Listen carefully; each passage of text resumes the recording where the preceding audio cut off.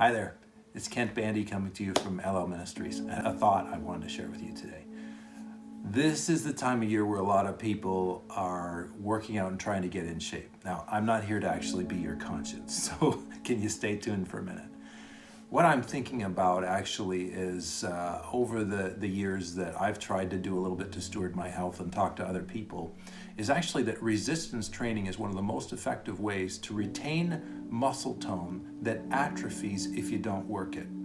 In other words, as we age, after age 35, we can actually lose a certain percentage of our muscle mass if we don't do something to actually stay strong. And resistance training is one of the best things to help us stay strong and fit, to actually burn calories, because your muscles, they actually burn calories long after you stop working out. But also it just holds so much benefit for fighting disease and getting sick, and even aging well as we get older. Aging is inevitable, but aging well is sometimes an option if we take care of ourselves physically. So resistance training holds a key. Now, whatever you do with that physically, let me talk to you about what that principle spiritually. I actually think that without spiritual resistance training, we can have a degree of muscle or muscular atrophy spiritually. In other words, I could ask the question personally, what would happen to me in the Lord if I didn't run up against some resistance, and as I fight against it, I actually get stronger? I don't know if you've ever read through a part of 1st and 2nd Samuel where David counts his mighty fighting men, and there's a list of these mighty men. And I thought at one point when I read that, I thought, how did these guys get strong? Well, they got strong in war. In other words, they became warriors by fighting. They didn't learn the theory of war and then never have to fight. They actually learned to fight by fighting. They learned how to win at war because they were warriors. And there's quite a list of some of the accomplishments in God that they, pulled off, so to speak, in winning these battles. So what would happen to you and I if we never had any battles? Would we keep going from strength to strength, or would we actually soften and get weaker and weaker and weaker? Of course, the natural thought is, do we just go and invoke some battles on ourselves? No, that's not what I'm advocating. I suspect, because God's kingdom is countercultural, resistance is almost a principle that you're going to experience if you're walking in God's call in your life and in obedience to Him. That can be in any job, in any situation. It's really hearing the voice of the Lord and saying, Lord, why am I here? What do you want me to do? And then realizing that the very will of God runs up against resistance, because the God of this world absolutely hates our Father's will being accomplished. So you come into the middle of that, trying to do your Father's will, you're going to be met with resistance. Here's my question. What if it's good for you?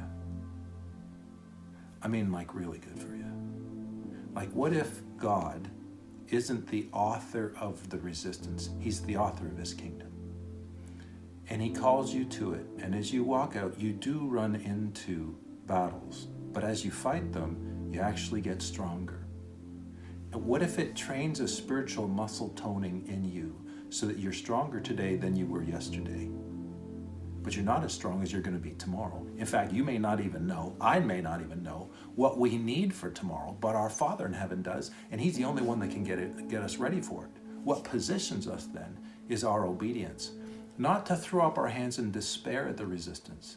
Not to let our hearts sink into depression at the resistance, but to realize resistance is a part of life. Jesus said very clearly, in this world you're going to have trouble. But take heart, I've overcome the world. Your job is not to avoid trouble, it's to overcome it with Jesus' help. So if you happen to meet a little resistance training today, I'm not wishing it upon you. But can I ask you to just embrace it as part of life? Not that you have to accept every problem. Just accept that there will be problems, and you'll find that your attitude is different when you almost expect it, in not a pessimistic way, but a realistic way. What if you ask God, Father, what are you doing? In other words, what are you doing around this, through this? What are you wanting to do that's now being opposed here? What is your will? What do you want to do, Lord? And the next prayer is real easy, because when he shows you and reveals that to you, it kind of flows in, okay, what do you want me to do? Not to get you to come to my aid, but what do you want me to do to line up with what you're doing and submit to that?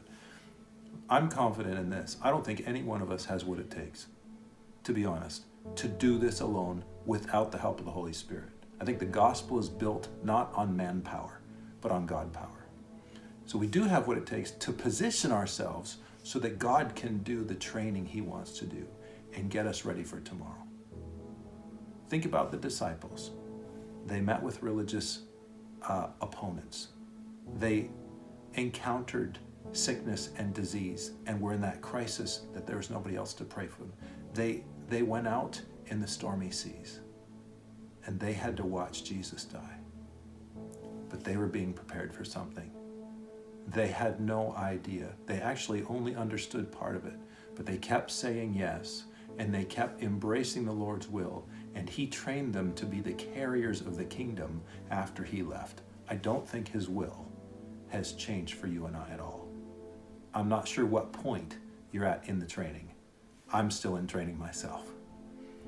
But I hope this little video can help you embrace the resistance as normal, but also your God, who's not normal, can do more than you can even imagine through it. I hope you go from strength to strength. And if you need any help, please pick up the phone. God bless you.